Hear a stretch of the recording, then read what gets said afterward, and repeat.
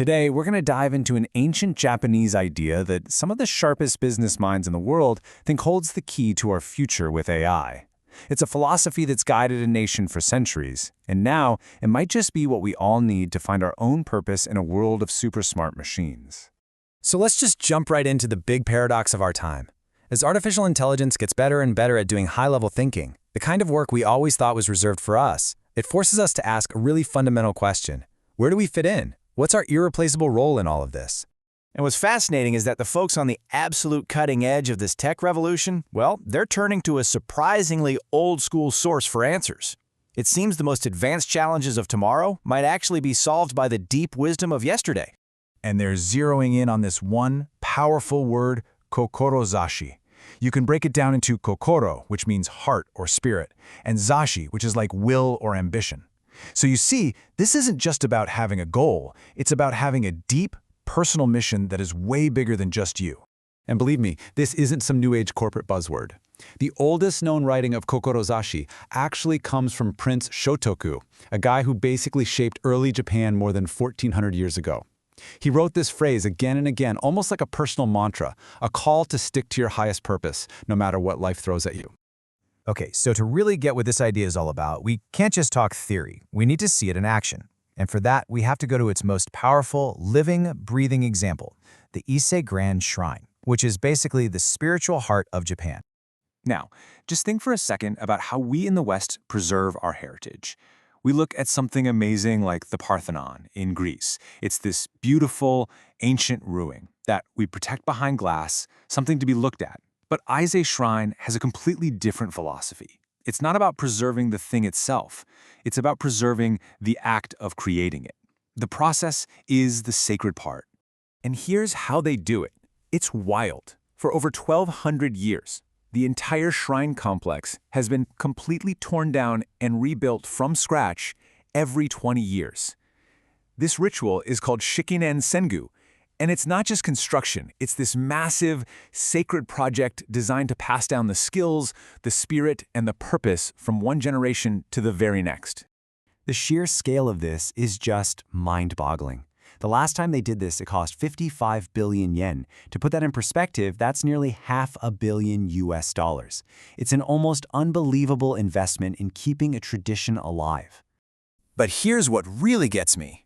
Not a single yen, not one, comes from the government. The entire cost is covered by donations, from companies, from other shrines, and from regular citizens all across Japan. It's a truly shared national project, a physical symbol of a shared purpose. This whole thing is driven by a core philosophy they call Tokawaka, which means forever young. By constantly rebuilding, the shrine stays new. But way more importantly, the skills, the knowledge, and the spirit of its creation are always being refreshed. See, the real value isn't in the final building. It's in the human experience of building it together. I mean, just let this sink in for a minute. The carpenters who are working on the shrine right now, they're also planting trees. Trees for a version of the shrine that's going to be built long after they're gone.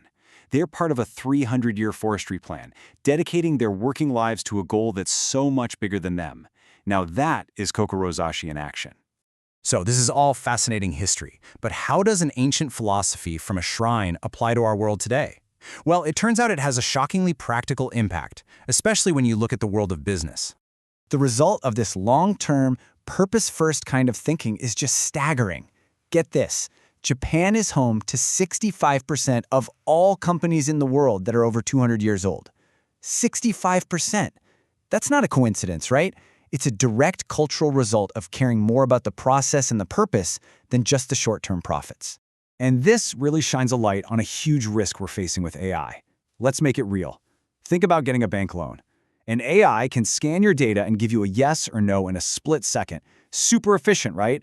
But in automating that decision, we completely erase the human experience, the judgment, the gut feelings, the wisdom that a loan officer builds up over a whole career. We get an instant answer, but we lose the human wisdom that comes from the process. Okay, so what is kokorozashi really? What are its key ingredients? And maybe more importantly, why is it exactly what we need to be thinking about in the age of AI? It really boils down to three big ideas that all work together. First, you've got a shared purpose, something that's bigger than you. Then there's the idea of shared roles, that everyone has their own unique part to play, their tenmei. And finally, there's this deep sense of shared time, being grateful for what came before and feeling a real responsibility for what comes next. You can even see this whole philosophy playing out in pop culture. Think about the classic Western hero, like Superman. He's one all-powerful guy who swoops in and solves problems all by himself. Now compare that to a story like Dragon Ball, where the greatest power comes when the entire team works together, combining their strength for a single goal. It's a totally different way of thinking about strength. And this really brings us to the heart of it all. Look, AI is an amazing tool, no doubt about it. It can find solutions and do things faster than any human ever could. But here's the thing it can't do. It can't give us our purpose. It can't tell us which way to go. That job, that choice, well, that's still on us. That is a 100% human task. It's the one question AI can never ever answer for us, which, when you think about it, makes it the most important question we can possibly ask ourselves. In a world full of artificial answers, our real mission is to find our human purpose.